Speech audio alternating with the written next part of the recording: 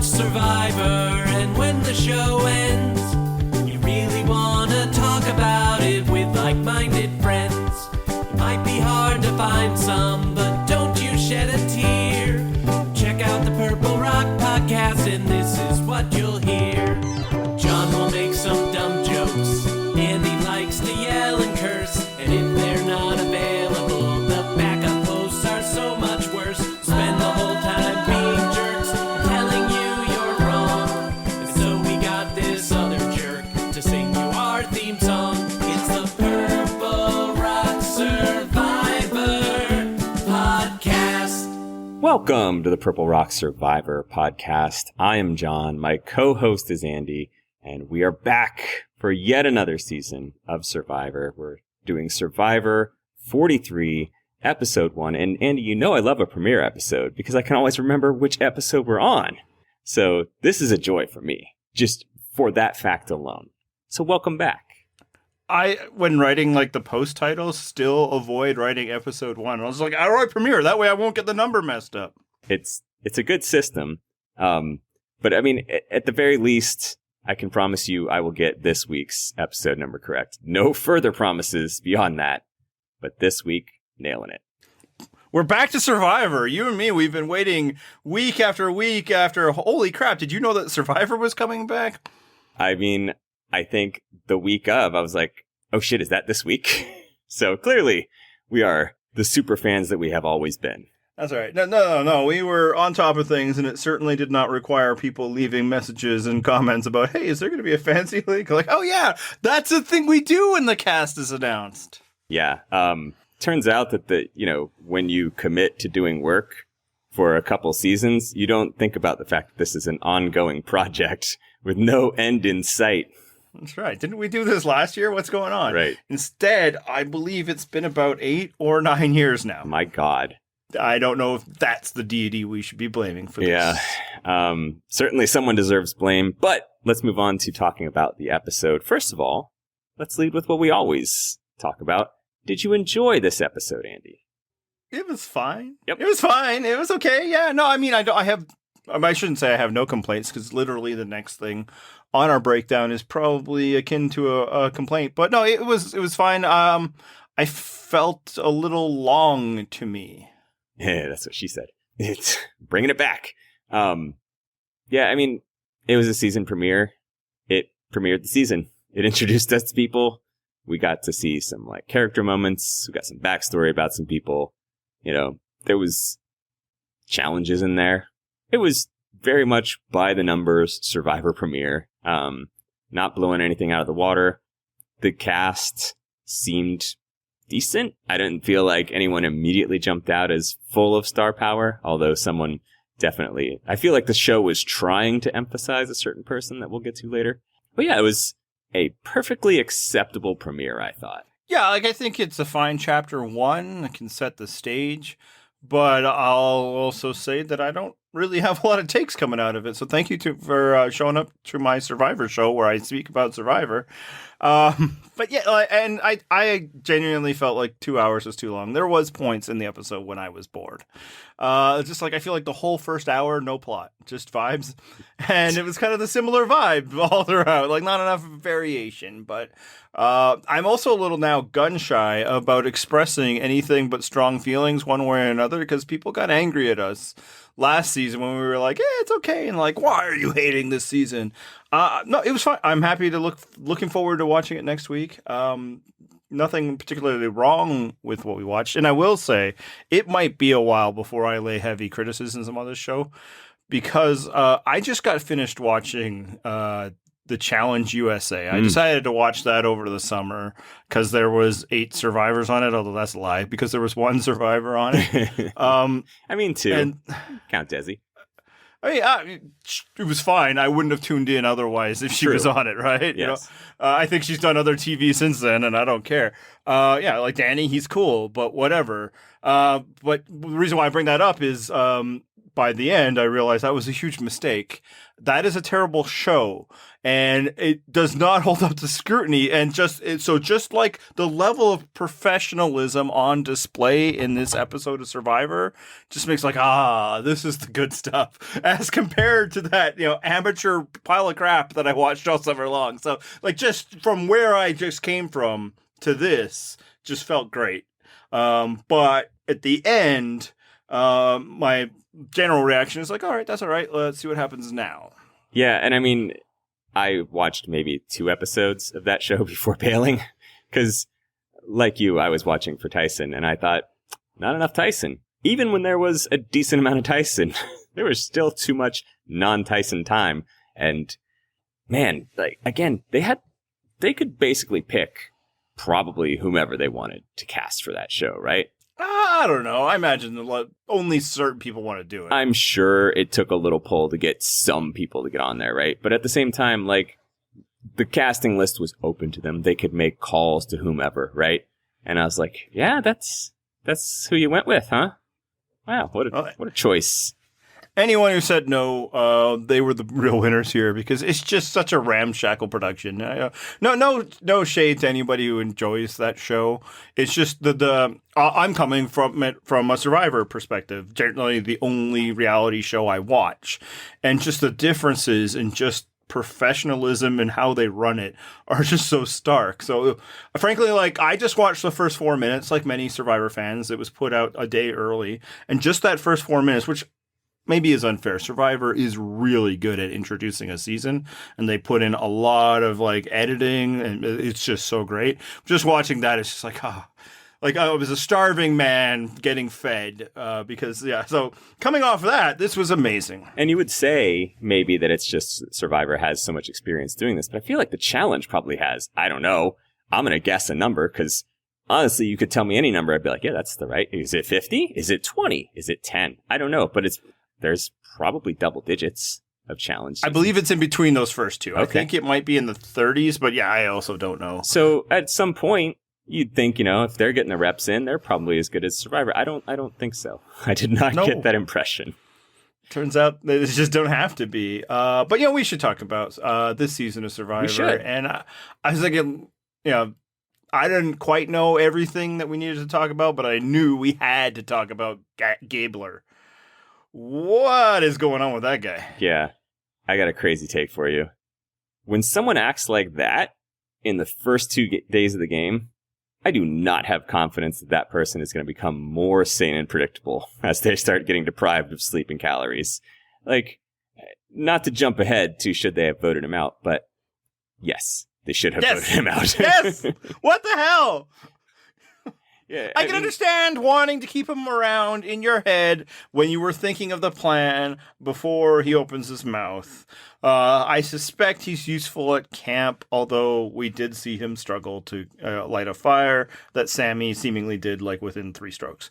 So we don't have proof, but I suspect, and they're building shelters or whatever. So I can get that. But when this guy, who, it should be noted, was the weakest link at the final part of the challenge he just did, which, if you question that, ask Gabler himself. That's where the conversation starts. He's like, first, like, even just the vibe, like, that he calls everybody in. We're just getting there, and all right, guys, this is my big moment. I'm going to gather around, everyone. I got a story to tell. And then he goes with this. He's like you in the rocking chair whittling. I love to introduce pre-show talk into the show that no one's going to understand but me and you. And he's like, I'm not going to play my idol. And I'm like, okay, yeah, whatever, buddy. Instead, I'm going to use my shot in the dark, thus throwing my vote away. That's not when you step up and we're like, no, you zip it and you let it happen, because what he is telling you, beyond all the other crazy things he's saying, is, I am not an alliance partner you want. No. But instead, they decided not only to not go after him this week, and we'll get into that a bit more, but clearly they can't go after him next week. Like, he's unveiled his crazy, and they're like, I'm signing up for several more episodes. Yeah. And that's the thing, is trying to keep around someone like that this early, that's just too much effort. Again, it's like me committing to a podcast thinking, this will be fun. I'm 8 years in. or 9. Something like that. I'm a lot of years in. Don't sign yourself up for that commitment. You're not keeping this person around forever. It's just too much work. Like, if he's throwing around these ideas now, like, just convince him that he's safe. Be like, oh, no, you can't do that. Don't worry, we're going to vote out Mariah instead. Then vote his ass out. Like, I don't feel like he's hard to trick, you know? No. Like, you could have pulled it off. He tricked himself. And even his big proclamation of, like, it's not fair and I should be responsible for by whatever the fuck he was saying. It didn't seem to take much to be like, no, don't play your shot in the dark. You're cool. And he's like, oh, okay, all right. I won't. Yeah, and I could see why that might make you think that, like, this is an alliance partner. Look how trustworthy. He'll never blindside me. He calls everybody together to discuss his plan. But what happens when his plan is your plan and you don't want anybody knowing about it? Like, I don't think he's just going to be the quiet guy who does what you say, because it must be noted that this whole thing started with him gathering everybody around, because this is clearly the Gabler show and everybody's here to see what he has to say. Like, there's could be a conversation you'd have one-on-one that would still be batshit, but the way he had to just announce it, it's like that. I would never want to play with someone like that. And see, I think it was also probably motivated by, like, insecurity. Like, I think he was absolutely. fishing for sympathy. He wanted people to say, like, no, we wouldn't vote you out, buddy. Like, you sucked at the challenge, but no, you're such a valued member of this team. Like, he's hoping to get that kind of reassurance, which I guess in some measure probably worked. Like, someone must have reassured him. But yeah, I just, like, I don't have time for this shit. Like, you're 51, as you reminded us, like, 17 times in every confessional. Like, you're a little too old for this shit. Yeah, and look, if all he was doing is saying that I'm not going to play my idol tonight because I feel like you should have the opportunity to vote me out based on that performance, because he's, I do think he was humiliated a bit. Sammy didn't exactly play it cool when Gabler wasn't necessarily holding up his end, literally, I guess, in some cases. But he went the extra step and was like, I'm not going to play my idol, but I'm still going to take a shot at a different kind of immunity. So, again, I don't even know what that's saying. What's your principle here, Gabler? You think we should be able to vote for you, but you're going to try and make it so that the votes won't count. And what you're telling us also is that you won't vote. And I'm not saying, I don't think he calculated. I don't think he knew, which is another reason why you got to get him gone. Like, you can't work with people like this. If that's the level of strategy you can expect from a partner, they need to be able to understand, like, strategy is not your strong suit. Let me handle that for you. And I don't feel like he's the type that's going to understand that. How can you anticipate what he's that's what you want out of an alliance partner, is that you can anticipate what they're going to do, or at least you feel like you can. Obviously, people are independent actors, and emotion guards a lot of decisions in this game. How can you anticipate what somebody says when the first big thing he says, the first big strategy at all, and apparently in Team Kumbaya, is something that insane? And again, they can't do anything about it next week. They have signed up. And actually, I don't know, and you probably don't either, but I'm going to ask. Do you know if it's the first 2 tribal councils or his first 2? Yeah, that's what I was debating. Is it you get 2 tribal councils that you're at, or is it just the next 2 tribal councils, which is an even more worthless idol? Like, because theoretically, you could have won 2 challenges and never had use for it.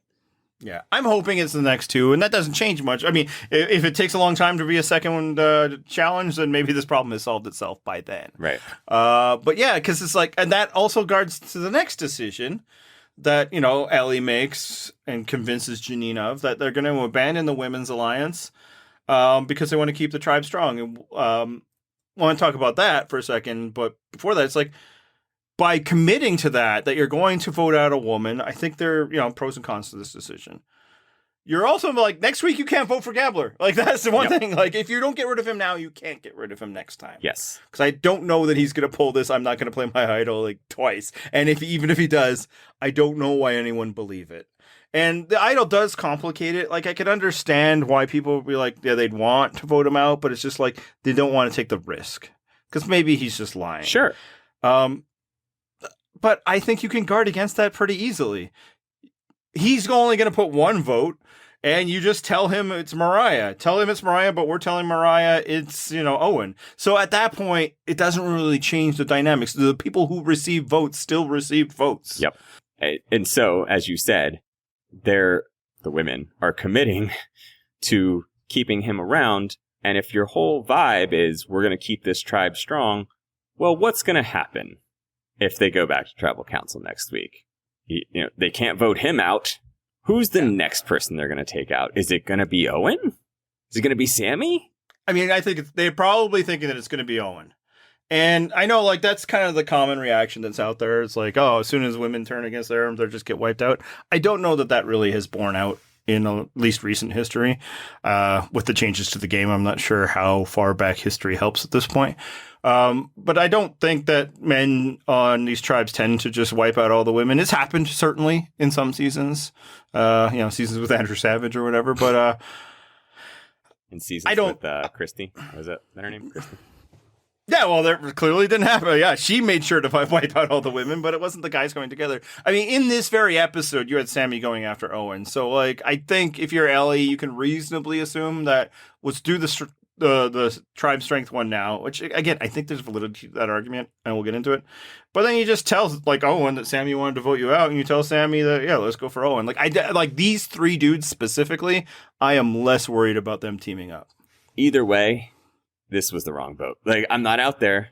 How can I know? I just know. You should have taken him out. I think Gabler is 100% the right. Yeah, I'm not even sure. I don't care. I forget already too. He's Gabler. Probably sounds about. I mean, people can be cringing at my pronunciation. It's a made up name. I don't know. I mean even more so in the way that all names are made up. Isn't it his last name? I don't know. I learned this morning that his name was Mike. I saw some people in comments referring to him as Mike. It's like there's no Mike on this season because, for anyone who hasn't listened to us before, I'm not sure why you're listening now or listening still. We don't pay any attention to preseason anything. Not anymore. Not anymore. It just adds nothing to our experience. So all of our perspectives are based on what we saw in this episode, not the fandoms we'd built up in our head before even seeing them on the TV. Gabler, whatever. Like I 100% think he was the right call. But if you're not going that way, I don't really have an issue with them voting out Mariah. I'm not as worried as other people, and which is easy for me to say. A, not playing, B, being a man. But I genuinely don't think those three guys are going to form like a tight three bro alliance. They don't seem to like each other much, and they don't I think Gabler gets along with Ellie better than anybody else. I think it's probably the same for Sammy. So I think she's okay. Maybe they would vote out Janine next. That would suck for her. I mean, the argument that Mariah is the weaker one, I know some people have taken offense to that. It's just a reason, man. Yeah. Is she weaker than Janine? Maybe not. But Ellie probably wants Janine to stay more than she wants Mariah to stay. Like, there's never a great reason to vote somebody out first. So this was fine. And I do think the modern Survivor, like post 41, 42, the current state, no food, no swaps. I think there's more value in trying to keep your tribe strong than there has been like in prior to 41, where basically there was no value to it. I think the show has changed enough that I can understand the argument. Just again, I would say getting rid of Gabler would have been the move to keep your tribe strong anyway. Yeah. And ultimately they get rid of Mariah. And I was personally disappointed because the very first thing we see of her is her saying that her strategy is to go out there and make friends. And I was like, finally. It's finally happening. Somebody's road testing your strategy. I mean, it's like a decade old now. I was saying, like, if I was ever cast, like, I'd flip the script. Why not say, I am here to make friends? And so, she came through. She was like, people don't want to make friends. That's exactly what I'm here for. And, now it's, small sample size, but I feel like we have a little bit of data, and the data is not good. That's right. Everybody's friends till it's time to go to tribal council. Yeah. Also, like, normally I wouldn't really like the whole over-the-top look at me rainbow outfit, but I found out she was a teacher, and I'm like, no, now I'm in. I fully support ridiculous shit that, like, gonna make kids like school more. So yeah, if you're that person, totally fine. If you're wearing that and you're like an accountant, nah, it's like, get that shit out of here. But the fact that she was the teacher and she had all the bright colors, I'm like, yeah, you seem like an awesome teacher. I bet your students fucking love you. But regardless, like, did I have any strong impressions of her besides that? Nah. I mean, I feel like I might have liked to see her longer, but I'm fine with it being her. Yeah, and maybe, like, that's in her videos, she's like that in her casting videos, and every time they meet her. So she doesn't have a choice one way or another. You're going to be on the show, you're going to bring, you know, the bright colors, the rainbow. Because as you say, yeah, I think it's probably great for, I think she's kindergarten, or at least elementary school, I'm not sure when. But, yeah, I didn't want to see it on my island either. It's like, as soon as I saw that, I'm like, no, I'm okay. Like, I never got to know her in any format other than this. But in general, when people are a bit too much on this show, I recoil just a bit. So, you know, again, I don't know if she was as a personality, but you don't dress that way because you don't want people to pay attention to you. Now, I suppose the flip side is you don't go on reality television unless you want people to pay attention to you. So, and you know what might have also tipped you off that she's an elementary school teacher? Yes. The reaction to her take on her tribe losing was, no, we didn't lose because we tried our best. Perfectly acceptable idea to present to a room of first graders. However, this is not quite that. And I feel like you took some umbrage to her presentation of them as winners of this challenge that they lost. Yeah, as soon as she said that, it brought out some like inner Republican I didn't even know existed. It's like, no, you lost, loser. Yeah, you're not even the first loser. You're the second one. I don't want to hear this. Oh, we're actually the real winners here in like challenge 1. And I should say that as like I am a coach of youth sports. I literally this week met with parents and says, I don't care about winning. My objective is that the kids, you know, learn the sport and play hard and have fun. I mean it for children. Yep. But when I'm hearing a grown adult in a grown competition, and maybe this is also carryover from watching the challenge, I don't know, say, no, but we're actually the real winners. The hell you are! You are not! You are the losers! That's why you are here. And I'm sure he didn't quite... Did you feel like the real winner when he was snuffing your torch? Frankly, this whole tribe actually bugged me from the very start. Like they were just too much even when Jeff was like, hey, are you guys here? And they're like, yeah! Well, when you gave them their stupid name. And they're like, yeah, we're that. It's like... No. I could tell that this was not going to be the tribe I was going to vibe with. And all the way through that tribal council, we're like, oh no, we're all kumbaya, we were going to win everything. I was right there with Probst being like, what? But like you had seen you though, right? You saw yourselves at that very first like challenge for Flint. You know, stuff was already not looking great for you, right? Yeah, you were clearly the worst tribe here. What are we doing, folks? Come on. It's nice. And again, I would accept that if it's just like day 20 and like I you know, my experience and adventure here is a real victory. Yeah. Sure. That's fine. I'm okay with that. Again, I have no issue with participation trophies in youth sports. I think we should encourage participation. But, you know, day 3, you know, doing nothing but lose. You are not the winners. You are the losers, and you better right that ship. And I'm glad. You know, maybe that's why she was considered the weakest one. Is that, you know, she was all like, "No, everything's fine. We're good." No, we're not good. We're going to tribal council, and we need to turn this ship around. The fact that we have torches behind us right now indicates that we're not so good. So yeah, good. I bet she's a great teacher as well. I agree with you there. Yeah. She gives that vibe. Do you have any idea who the Canadian is on this season? Is there one? Oh, shit. Is there? Ooh, let's play Guess I have the no Canadian. idea. Oh, you don't know the answer? I don't. Oh. Maybe there isn't one. Like, but, you know. That'd be funny to guess a Mr. Canadian, and there's none. Yeah, but actually that's not on there. But because I'm hoping it's not her. Is kind of what I'm getting at.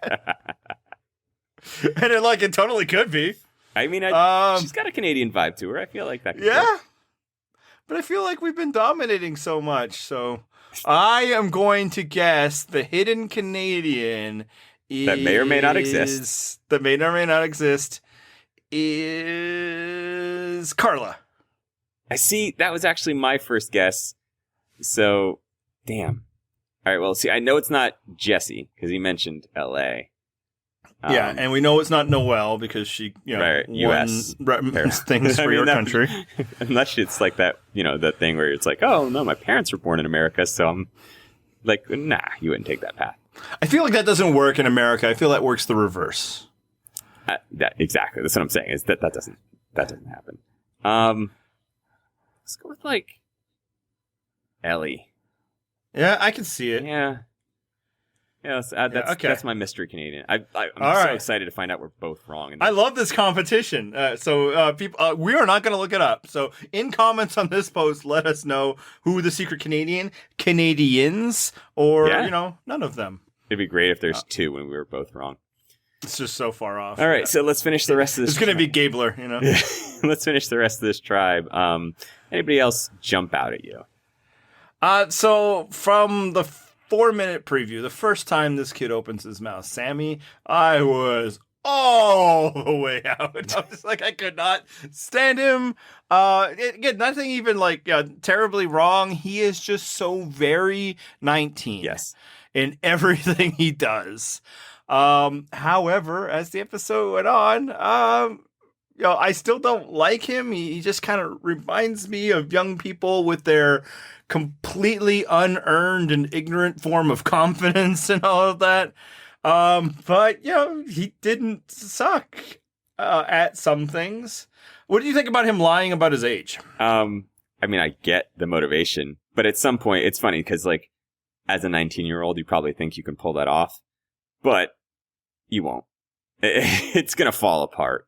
I mean, you're going to mess up somewhere, and your teenagerness is going to show. You could be a very mature 19.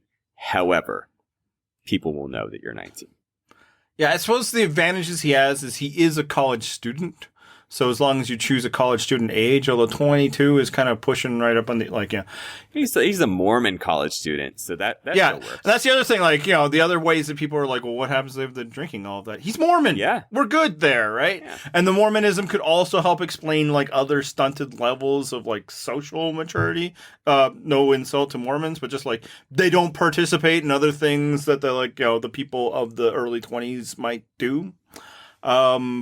And yeah, like I know, like Brad, the young person on our staff, is like, there's no way you're going to get away with that. And frankly, this is a young cast, so I suppose that is absolutely true. I'll say for me, it's like, I don't know, 23, 17, 16, it's all the same at this point.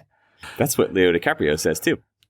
Not 25, Look at you with the pop culture. Hey, I pay attention in our Slack sometimes. I really enjoyed his whole, like, my I don't toss your living pet into fires t-shirt is making people ask a lot of questions that are already answered by my t-shirt moment. Like, that was good for me. I enjoyed that.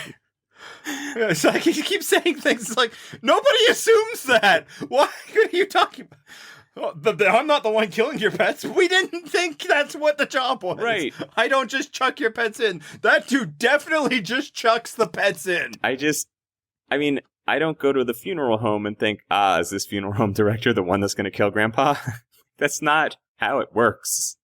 I understand something about the funeral process, and that's not it. Like, I don't feel like I took my pet to the vet and you're just going to intercept him and toss him into a flame. That's not how it goes down. Why would you assume that anyone thinks that's how it goes down? That's very telling about you. I feel like the job should be called something else, by the way. Like, there should be a more official name for the person that does the cremator. I mean, it does the job, I suppose. It tells us exactly what he does. But, I don't know, cremation technician or something. But like, I am pet cremator, and I'm not just throwing your pets in there willy-nilly or, while they're alive. Right. And it's like, okay, I assumed that when I actually had this procedure done recently that wasn't the case, but now I'm asking questions. Yes, exactly. Like, I thought I had a clear picture of this, but now the way you phrase that makes me wonder if I really do. But again, it just dials back to how like hopelessly young this guy is. It's like he thinks all of this is interesting and like beyond the ken of like the average viewer, and we're like, yeah, we're good, man. Like, we get how the world works. See, also, I think that I get this thing from Survivor the past couple seasons where it feels like they're trying really hard to make it seem like the teenagers they cast are great and interesting so they can keep casting more. And like, you're not going to fool me. Like, I am firmly in camp, no teenagers on this show. Like, sorry, occasionally one will slip by where I'm like, that was entertaining for a couple episodes. Don't throw more teenagers at me. No. Yeah. But I will say, good on him for that puzzle, the savvy one. Because well played. I was absolutely not thinking. I mean, I wasn't thinking that hard about it either way. But like when they were like, "Oh, it can't be 9," I was like, "It's probably 9." That makes sense to me. Obviously, I wasn't thinking about it as long as him. But like when he pulled that out, like, yeah, that's totally the solution. Way to go. Well, someone on Twitter, and I don't know how true this is, but someone on Twitter was saying that they were told the answer is a 5-digit number. Like, I don't know if that's true or not. I didn't see that on the note or anything. I'm not that person that pauses the TV and checks the note. But, like, well, if you're tipped off that it's a 5-digit number, then it's less impressive. Still impressive, less so. That does not feel like that would be true. I don't know why you would do that. I think the whole thing is designed to mess with you and then be at the end like, oh, right, I wasn't even thinking 5 digits. Yeah, that would suck if that was true. So I choose to believe that it is not. That feels like something. I was going to say that feels like something a challenge would do, but they wouldn't even tell them what the objective of this number game was. They wouldn't tell you what a number was. Yeah. Yeah. Now, again, even though when he's solving it, he's all like, "Guys, check this out. It's spam," and I'm like, just go to bed, young one. All right. So, anybody else in that tribe kind of make an impression with you? Nah, not really. I mean, they're fine. Yeah, like, I think Allie has some promise, but she made the total wrong call. So now I need her to actually do something smart. Yep. I like her taking charge. I like, that, things were her decision. I think she could do well in the coming votes within that tribe. I think she's well positioned. But why'd you talk Gabler out of his dumbass decision? Like, he's handing himself on a silver platter. At the very least, keep the option open. Yeah. All right. What do you think about the sweat versus savvy? They changed it up. Yeah, I mean, it's a decent enough tweak. It's not like my favorite aspect of the game, the survival stuff. And I did at least enjoy watching the group work out the savvy solution. Like, there was a little bit of seeing some tribe interaction and seeing who's willing to step up and, take that risk. And same thing with the savvy or the sweat side. Like, who's going to be the one that'll be like, yeah, I'll go out here and bust my ass and, not talk to anybody. So as a challenge to get some goods, it was fine. It was an upgrade, I think. Yeah, and I like that they gave them the stuff.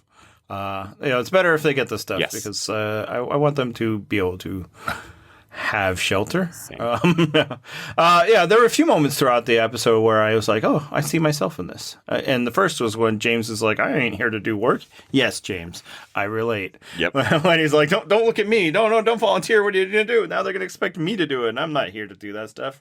Respect. Yes. And then they also changed the advantage decision island thing. I don't know what people are going to call it. I'll wait till a more popular podcast brands it.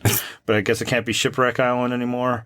What did you think? Any thoughts on the tweaks to that system? It was fine. I mean, it's a little more public and you get to know right away. And also, you'll know if someone else got an advantage, or at least had the chance at an advantage. You have a little more information this way, I think. Yeah. Although, do we really feel like the competitors of 41 and 42 were operating under a lot of advantage, lack of knowledge? It feels like every advantage in those 2 seasons was kind of out there and known. Yeah. Besides Marianne's. Also, I'd probably lean towards not risking on yes. At this point, you haven't even voted yet. There's so few people in the tribe. Your vote is 17% of the total at this point. Don't fuck around at this moment. You don't know what the advantage is. It could be, something shitty, like an idol that lasts for 2 tribal councils. Nah, I do not roll the dice on this one. Yeah, I mean, it isn't completely shitty because maybe the very fact that you're there and people know you're getting something puts you in danger. So it's better to win than to not win. But I think I agree. I wouldn't go for it. Not yet. I think there's certainly points in this game where it's at this point, I'm well enough insulated and advantages can matter. Yep. Although like I said, there's not a lot of misinformation going out there. A lot of people have been burned by having advantages more than they've been helped by having advantages of late. So the very public nature of possibly receiving it is enough for me to be like, nah, I'm good. Because, like, what you want, yes, you want an advantage. You want an idol. Those things traditionally in Survivor have proven very powerful at times. Maybe not extra votes. Those suck. Which should be noted. A lot of times that was the advantage at these things last times. But if everybody knows you have something, then I wouldn't bother. Because now when you come back, you need to have a story. And at this point, I don't know if any story other than the truth is going to help. And then as we see, when Dwight comes back and shares the truth, one of them still doesn't believe it. He's like, oh, I'm the detective. Your bag isn't wet enough. Because that was the important part of the story. And I was personally offended by that. By the suggestion that you can't be dry 90 minutes after getting your clothes wet. Like, I live in hell. I'm dry within 45 seconds of walking out of the ocean because it's hot as shit here. And I'm sure Fiji can roast the salt water off you too. Like, it's not magic. Like, you dry off really quickly when it's hot and the sun is beating down on you. Like, this fucking Detective Cody. Ugh. Yeah, I mean, that's why, I would avoid trying to go to it in the first place this early. It's funny how, like, nobody wants to do the sweat part because they don't want, I mean, again, who wants to sweat? Right. That's terrible. I avoid physical work at all costs, but also because they don't want to be alone from their tribe. And then it's like, oh, we're going to send you one instead of two all the way out. And people are like, oh, I'm a super fan. I got to do this. And it's like, but yeah, because even when you tell the truth, somebody's like, that person's lying. Because Cody was like, right, it wouldn't have mattered what Dwight said or showed or whatever. Cody is going to show us that he is savvy. That, oh, I spotted lie. Like, what value was that lie? He admitted to everyone that he has a chance to either have an advantage or have no vote. Right. Like, there's no benefit for Dwight in telling everybody other than he knows that at this point, people are going to suspect it one way or another. And then also, presumably, they've seen other seasons. Someone is going to go on another trip that's pretty similar soon and verify that story, right? Like, You can't come pull insane stories out of your ass because the next week someone's going to go on a boat, probably go to basically the exact same spot and be like, really? This is the story you told? Because, man, I don't think that jibes with what I saw.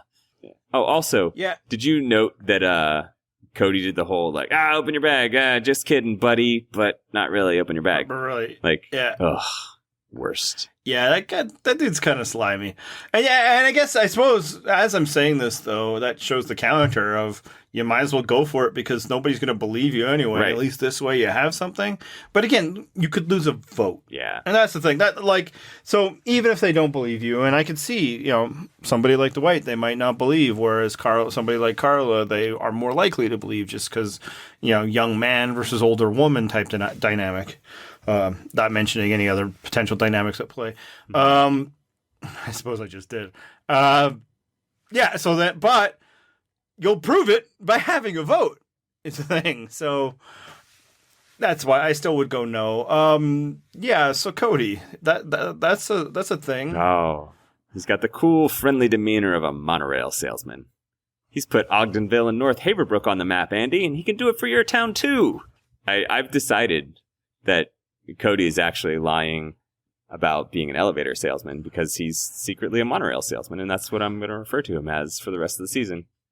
So you can't believe that, like, something useful that we assume sold itself, it's something just completely worthless. Oh, it's so good because, like, what's involved in that? You're like, hey, were you going to put stairs there? Hang on a second, pal.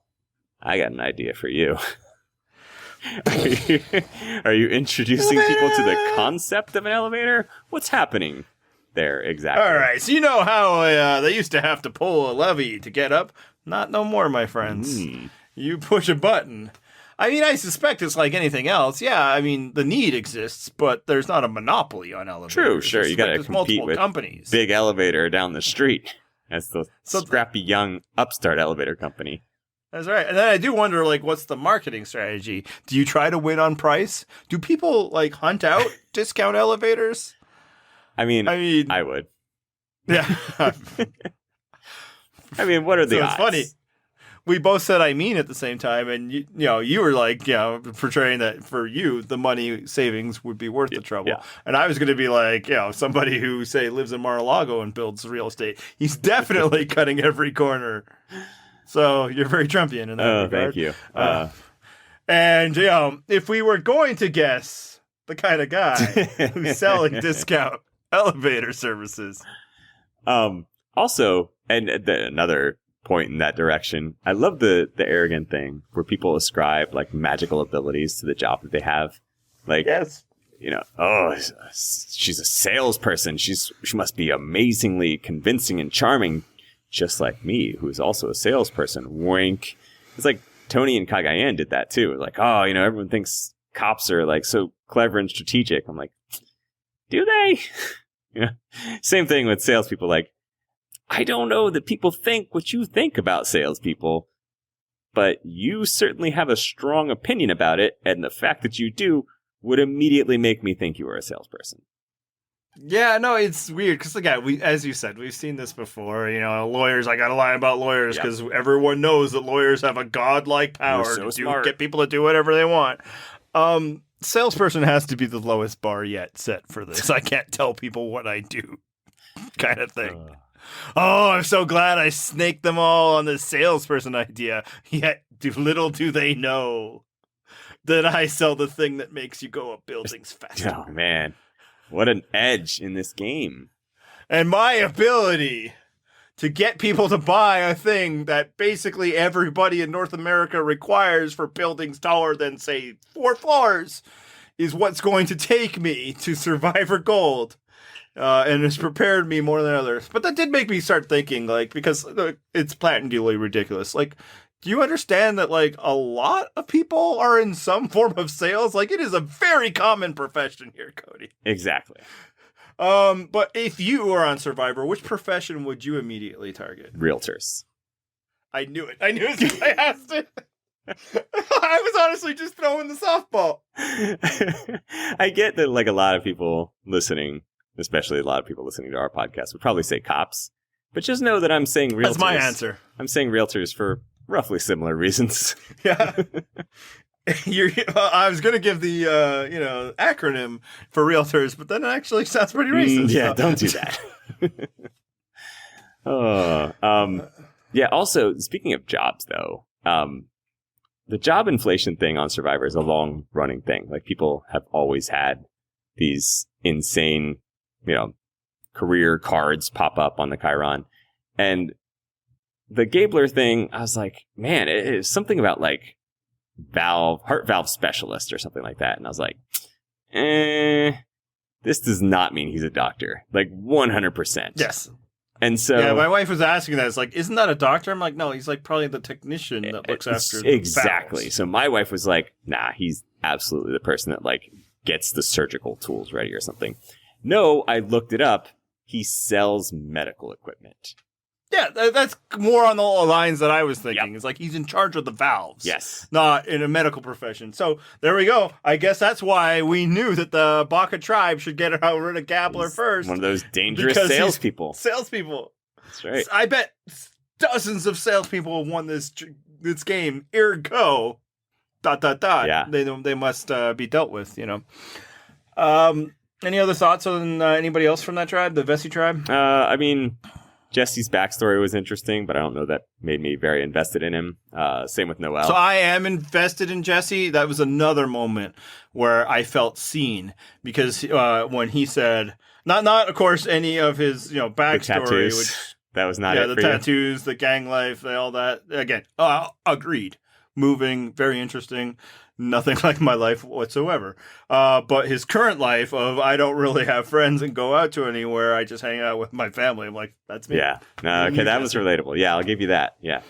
But Noel's story, same thing. That's nice and touching.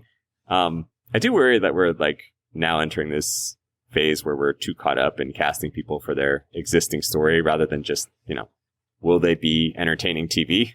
Which is... Yeah, the American Ninja Warrior-fication. Yeah, like I don't really, need you to have a gimmick or a backstory. Just like be interesting on my TV. Maybe be good at this game. Maybe be entertaining, funny. Be really bad at this game. One of those things. Perfectly fine. I don't need to know that, you climbed Mount Everest when you were 9. Who cares? Yeah, or, you conquered ALS, or I think that's what it was with Ryan. No, cerebral palsy. Thank you. Actually, once I was saying it. If he had conquered ALS, that's pretty impressive. Yeah, put him on all the shows. Yep. Actually, I'm glad you brought that up because I skipped over the question I added late to our thing. That was the one take I had. Yeah, in relation to that, I think I'm getting over everyone on the show, especially in the opening minutes, competing over how much they love Survivor and how great Survivor is and how much Survivor changed their lives. It's a bit much show, and I'm saying this literally as a man doing a fan Survivor podcast at the moment he's saying it. But it's just like, I didn't mind it in 41, 42 because like we're coming off, I like to say coming off the pandemic. It's still happening, by the way. No, I've been told from reliable sources it's over. Don't worry about it. Including your president. Yep. So coming off of like, not being around people and the show being gone for a long time, that's cool. But now, it's if it happens a little bit more organically, although we know that a lot of things we see in confessionals are fed from, questions, but coming straight from Probst. Tell me why you love Survivor. How has Survivor changed your life? It's like, okay, let's settle down here. Tell me why it's exciting to see me, Jeffrey Probst. Yes. And maybe, because now they are just casting super fans left and right. But I think it also creates this like competition level. It's like, whoa, that person says that this is how they, acclimatize to our nation and learn the language. Well, I got to come up with something. I've been watching forever and it was my parents' dying wish. It's like, let's just dial it back. Right. I want, at this point, being a super fan is just table stakes, so that's not an interesting angle anymore. Right. Like, I might be more drawn to somebody who's like, I hardly watch this show. Like, I want to get back to people, and again, this cast actually seems good. We've had some strong ones, but I'm here because I think I'm amazing and I should be on television. Like, maybe a bit more of that, especially because, and I'll let you talk in a second. Welcome back to our podcast. We got that for 2 seasons, and everything seemed like, oh man, they're just having fun out there. It's a great, a bunch of fans. This is what it's like, and I wanted to see like a less no jerk seasons coming off the pandemic, and also like 39. But then the season's over, and it turns out like half the cast like deeply hates each other, so it's all fucking lies anyway. So like maybe we should mix it up, and now I'll let you talk. See, it'd be funny if someone showed up and was like, I've never really seen this show. I was actually trying out for the challenge and couldn't cut it. So they sent me here instead. That would never happen, though, because the challenge clearly scrapes the bottom of the barrel for casting. And I also don't know if they need to look that hard at the challenge because, like, regular seasons, which this was not, I get the impression that half the cast are people who've been doing the challenge for their whole lives. So yeah, like it's their job. Like, yeah, laugh all you want at Boston Rob, but he's got nothing on some of those challenge competitors. Other than probably some money. Yes. And maybe some self-respect. Yeah, his own TV show That's right true. now, which, speaking of self-respect, no, I'm not watching, okay? No. I have my limits, even me. You're breaking your character here. All right. There is one more tribe, by the way. You have any thoughts on the Coco tribe? What a name for a tribe. I have nothing burning. Carla seems like somebody I want to get to know more. She seems cool. And I liked Lindsay's vibe quite a bit. Just how it kind of differed from she's got like a bit of crazy eyes. There's just kind of that going, but like every challenge, she has no fear. She's right out there, like taking on the tough assignments. And, you don't typically see that, ever, but especially early on Survivor, so that stood out for me. How about yourself? Yeah, I mean, same thing. Like, I feel like Lindsay got more screen time than the average 40-year-old woman, which is nice. I thought Ryan also had a nice backstory, but just like the other tribe, like I'm not fully invested yet. It's like, oh, that's a nice story. But, you know, Carla's the one that stood out to me in that I was like, ooh, this Carla seems like she's got potential. Like I'm interested to see what we might get from her. I don't know why James kept putting his shorts back on. Just, Like you're wearing boxer briefs. Those shorts aren't doing you any favors in this challenge. You can wear them again later. It's time to let them go, James. yeah. Actually, so that was let's get into some rooting interests because I already hinted at like Carla's one for me, but James is my other one. Like I found him very charming. I enjoyed his, wanting to not do work as you did. I liked his little chess backstory and just being like, sure, these ladies want me on their tribe or on their alliance. Yes, absolutely. I will be your pawn. Sounds great. Sign me up. And like, yeah, just it seems like he's got the right attitude that he'll probably go fairly far because he's just going to, fit right in with whomever and sail for a while. And I'm also like interest wise, I'm going to be enjoying trying to work in references to Cody selling monorails as often as I can. It's not at all going to get tiresome. No. We have never and will never drive a dead bit into the ground. That's right. We will not keep beating it until 10 weeks in, you're like, it stopped being funny weeks ago. 10 weeks ago. Oh, that won't happen here, folks. No. That's a lesser podcast. You don't need. That's not what you come here That's for. right. I don't know if I'm just warming up to these people, and this is probably almost certainly a flaw of me. But the past 2 seasons, have they done more like balanced edits at the beginning? I feel like I don't know any of them that much. It's like all surface level stuff, and other people like go nuts for that. Oh man, it's so great that we got to see all these people, and I'm like, I don't know, maybe introduce some, starring roles, and then we can fill out the rest of the cast. But yeah, like Jesse, saying that I don't really go out and hang out with people. That was just representation on some level. So I am pulling for him if I had to pull for anybody. But there is. How about the other side, though? Yeah, because there's 2 ways to have fun in rooting for people on this show: success and failure. Is there anybody who you're rooting against at this point? I mean, I feel like they want it to be Cody. I'm not there yet, though. I mean, no, it just feels. He was forced. clever with the bamboo and the flint. Sure, like give him credit for that. Yeah, I'm interested to see where he's going to go from here. Next week, it seems to be that big rock. Yeah, and like, I obviously think that Baca should get rid of Gabler or whatever. Next week, maybe I'll find out how. I was going to say you want him to get gone so that you don't have to pronounce his name anymore.